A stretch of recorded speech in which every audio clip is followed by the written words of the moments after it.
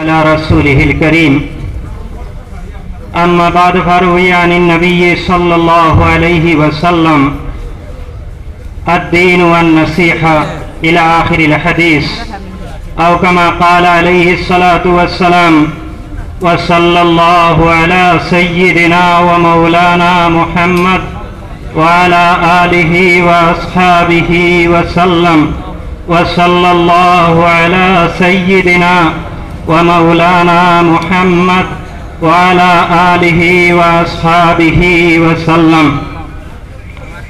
उत्तर पूर्व भारतेर मोहतरम हजरत आमिर शरीयत दामत बाराकातुहु एवं मंचे उपविष्ट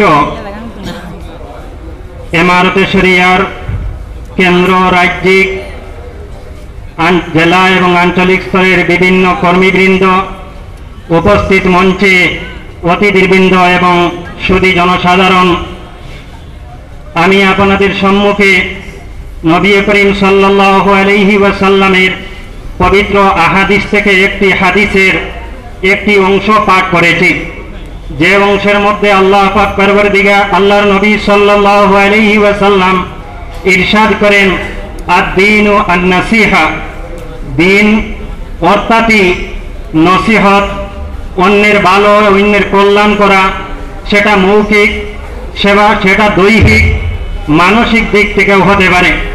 আমি এই প্রেক্ষাপটে আপনাদের সম্মুখে যে বিষয়টি উত্থাপন করতে চাই, আপনাদের এবং আমাদের জানা উচিত দিনের যে দাওয়াত, দিনের যে তাবলীগ, দিনের যে তাফসীর, দিনের জন্য যে ওয়াজ নসিহত হয়, সেটা আম্বিয়ায়ে কেরামের সুন্নত, আকাবিরিনদের সুন্নত। সেই ওয়াজ নসিহতের জন্য একটি বিশেষ ধারাবাহিকতা রয়েছে এবং এর জন্য পবিত্র শরীয়তের দৃষ্টিভঙ্গি পৃথক এবং স্বতন্ত্রভাবে আছে।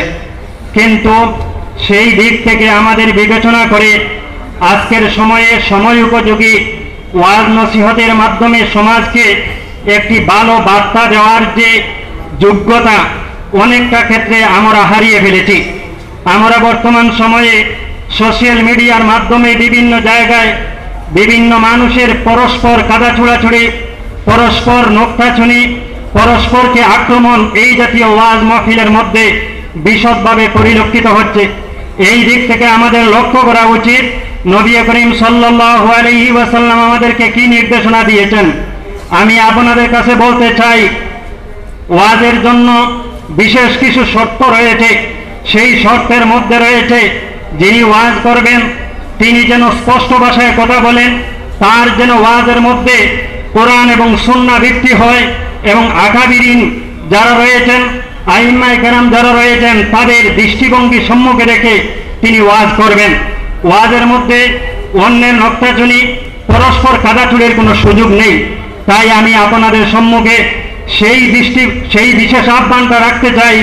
আজকের সময়ে আমরা যদি সমাজ সেক্ষেত্রে যদি সচেতন না হই, আমার মনে হয় ভবিষ্যতে হয়তো আমরা ইসলামকে নিয়ে অন্যের কাছে কলঙ্কিত হব, এবং একাংশ আমাদের জন্যই ইসলাম কলঙ্কিত কলুষিত হবে, এবং অন্যান্য ধর্মাবলম্বী মানুষ আমাদেরকে সেই মাহফিলগুলো থেকে সবক নেবে এবং তারা ভাববে যে ইসলাম হয়তো আমাদের মধ্যে যথার্থ নয়, শ্রেষ্ঠত্ব দেখিয়ে দিতে পারছে না।